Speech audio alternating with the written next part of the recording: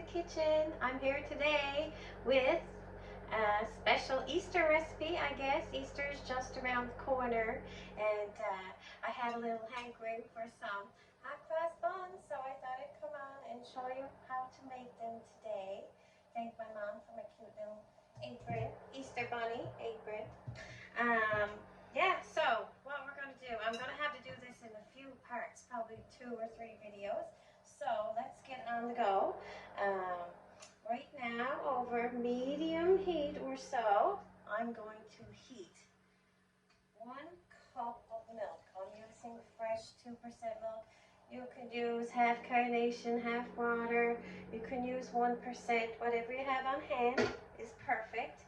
So what we need to do is heat this just until it's lukewarm. You don't want it too hot, because if it's too hot, it's going to cook the egg and kill the yeast. So just until it's lukewarm, we'll have an eye to that.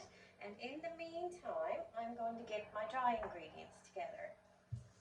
So for the dry ingredients, we will need 3½ cups of flour. Plus we're going to use another probably ½ a cup besides this, but for now we'll start with 3½ cups of regular all-purpose flour. Mine's unbleached because that's all I use. We are going to add to that a 1/4 cup of brown sugar, lightly packed. We're also going to add a teaspoon of cinnamon, a 1/4 teaspoon of cloves, a 1/4 teaspoon of allspice, 1/2 teaspoon of salt, which I already have here. Pop that in there. And we're also going to use about a 1/4 teaspoon of fresh ground nutmeg, and as you know, that's all I use. Here's the little nutmeg nut, and yeah, I'm just going to grate a little tiny bit of that in there. Keep an eye to your milk because you don't want to scald it or burn it or anything like that. And I just need a 1/4 teaspoon of nutmeg, so it's not going to be the full nut. Just love. As soon as you start grating, you can smell the gorgeous nutmeg. So that looks to be about a 1/4 teaspoon to me. Oh, fish my nut out. Yeah, so it's about 1/4 of the nut maybe. We got that in there, and now I need to stir my milk because, again, you don't want to get it too hot. And that's actually pretty good right now. It's kind of lukewarm. So to that, I'm going to add 5 tablespoons of real butter. Mine's salted. You can use salted or unsalted. It's all good. I usually just have salted on hand, so that's what we're going to use today. I'm now going to turn off my burner. And I'm actually going to take it right off because I stick my finger down there. Yeah, because I don't want it too hot. I just want it lukewarm, and I want it to melt the butter. So when the butter melts, we'll add an egg to that. So in this bowl now, I've got my brown sugar, my spices, my flour, my nutmeg, my salt, and I am going to just give that a whisk around, because we want that to, you know, all the spices to be blended in together. Oh, if you could smell this now. It smells delicious. Very, very fragrant, absolutely, and the nutmeg helps with that. So we just whisked it all together just to combine it. And now I'm going to take my pot over here, and as you can see, my butter's really starting to melt. I'm just going to lay my burner aside so I don't burn myself. And bring this a little closer. I have to remember to speak a little louder. My new phone doesn't pick up the video quite as well as the old phone. So hopefully you can hear me. Volume up. And I'm actually going to take the whisk to that because that'll help break my butter up a little better. Better butter.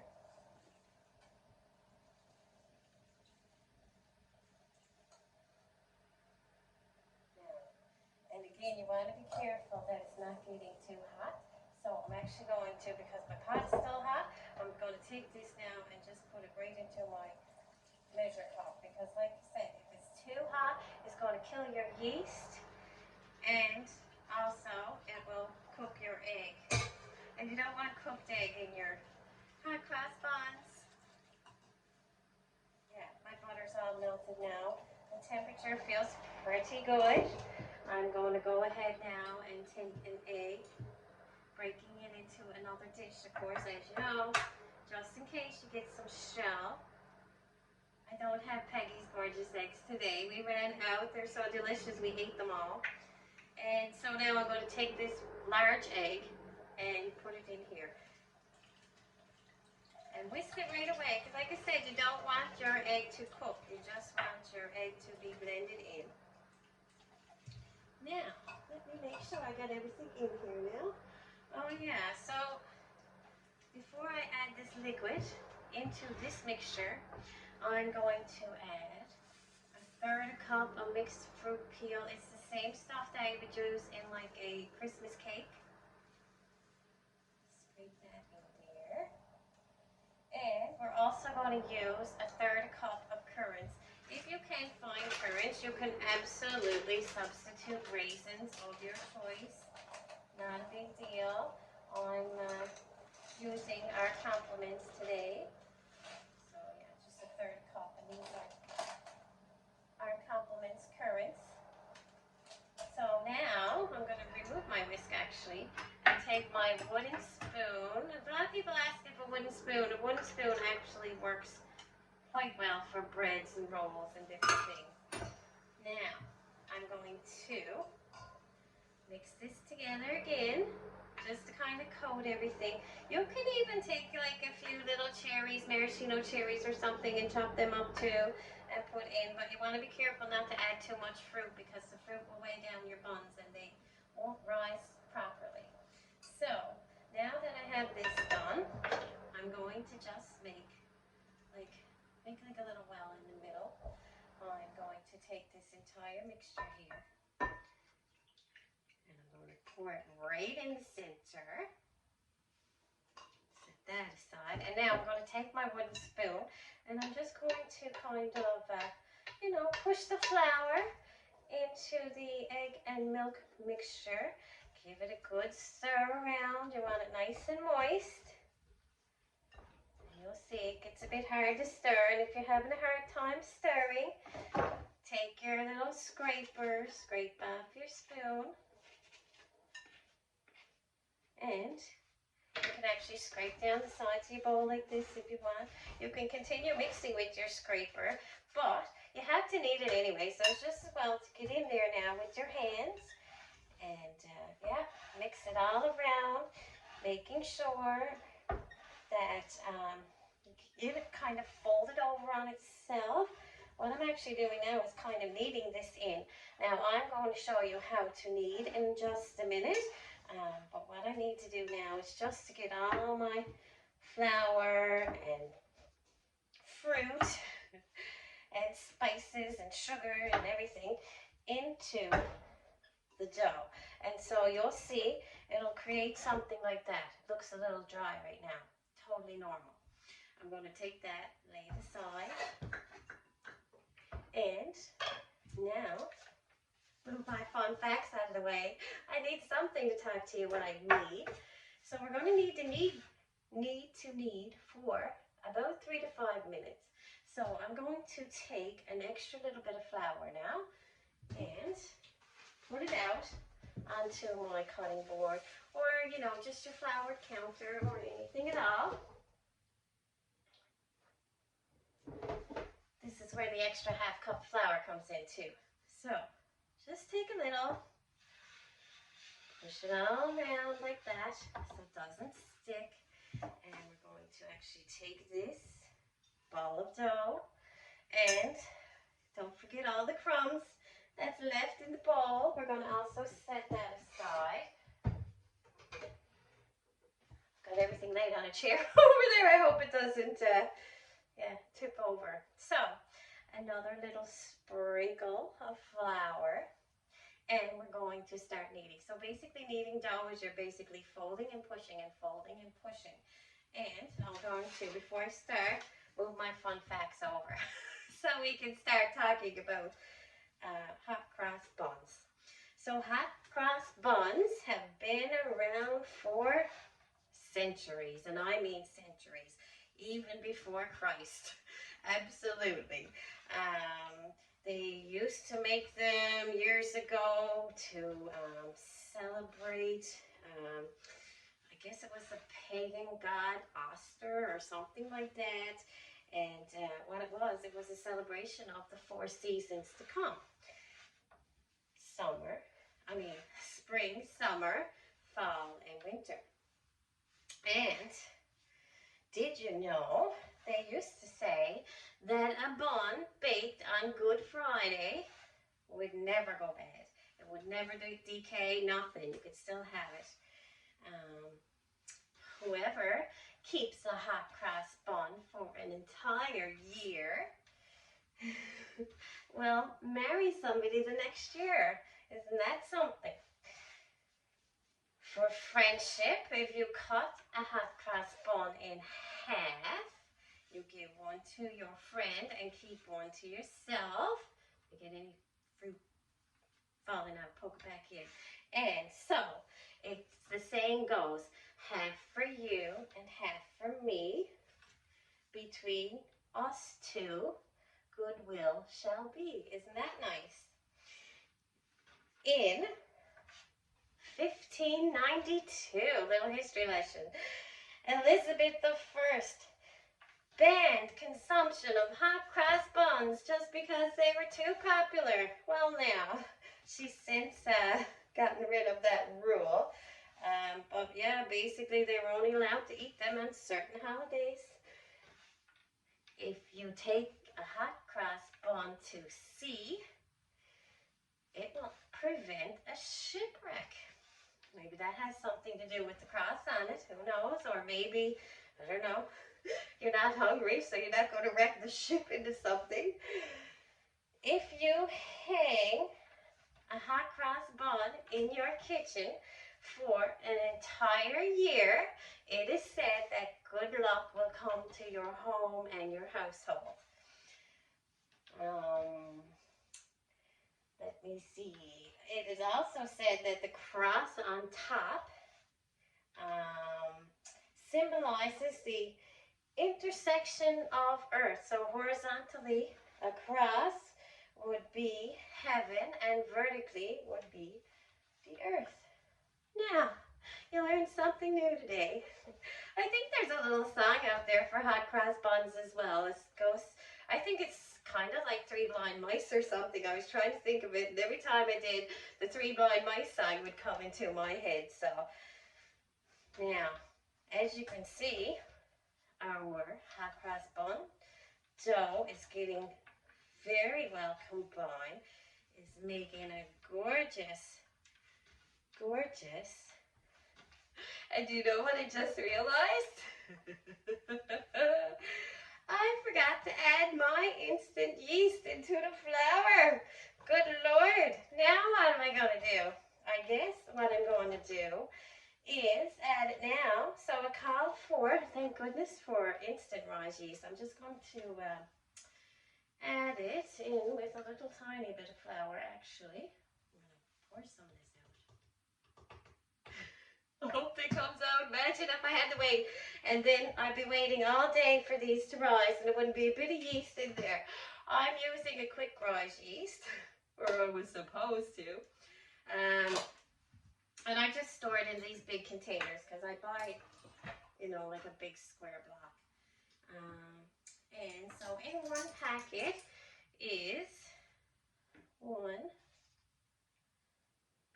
2, and 1/4 teaspoon. Put that in there. And I'm going to give this a mix around. My goodness, I'm definitely going to have to bless these buns. Make sure that the yeast gets in there. So what I'm going to do now, and this is great because if this happens to you, you can do the same. So I got my yeast mixed into a little bit of flour. And I'm going to sprinkle that over the top like so. And now what I want to do is knead that bit in there as well.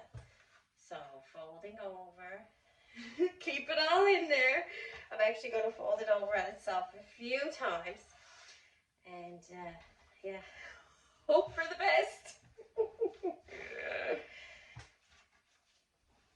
Yeah, so yes, just keep kneading and kneading. I'm going to put my collar on here. Kneading and kneading and kneading and kneading. Until, like I said, it's 3 to 5 minutes or so. There's a bunch of different ways you can knead bread as well. Like a lot of people say you can just, you know, pick it up and throw it down. I don't want to do that because my yeast is going to go everywhere. And yeah. Oh, buns, please turn out. I can see some of my fruit is starting to fall out. I tend to fill the measuring cup right up, like even though it says 1/3 a cup, I got it right up to the top because I tend to like a little extra fruit. But again, not too much because like I said, you will absolutely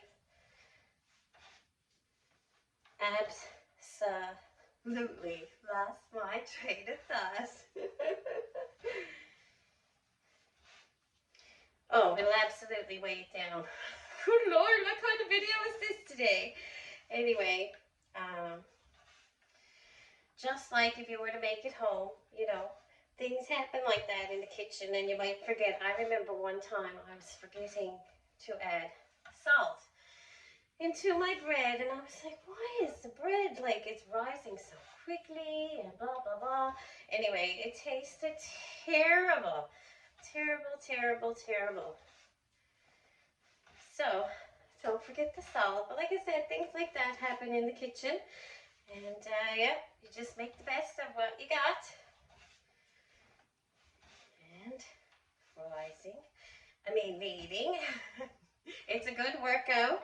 Again, you won't have bingo wings. And if you don't know what a bingo wing is, that's that flap of skin underneath your arm. I don't have any. Thank God for yoga and bread making. And yeah. So I'm actually continuing to knead and knead and knead because what I need to do now is get all that yeast incorporated in. You guys would probably be done by now if you were making them your own. So what I need to do now is take back my bowl that I started with, and I will in a second. You can still feel some yeast on the outside. And what we're going to do is oil that bowl. Oh my goodness, I'm so happy that I remembered. You know, your mind kind of goes a little bit with age. Oh dear. I'm sure these are going to be the best buns ever. Actually, they'll probably turn out better. Who knows?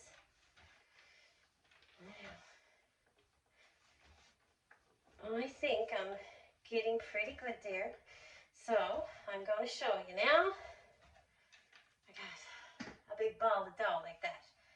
I'm going to take back my bowl that I had earlier, and I'm going to put a little tiny bit, oops, my goodness, a little tiny bit of oil just in around the sides. Plop your ball in kind of face down and then turn it around, and that'll get the other side too. So you got a nice ball of dough like so.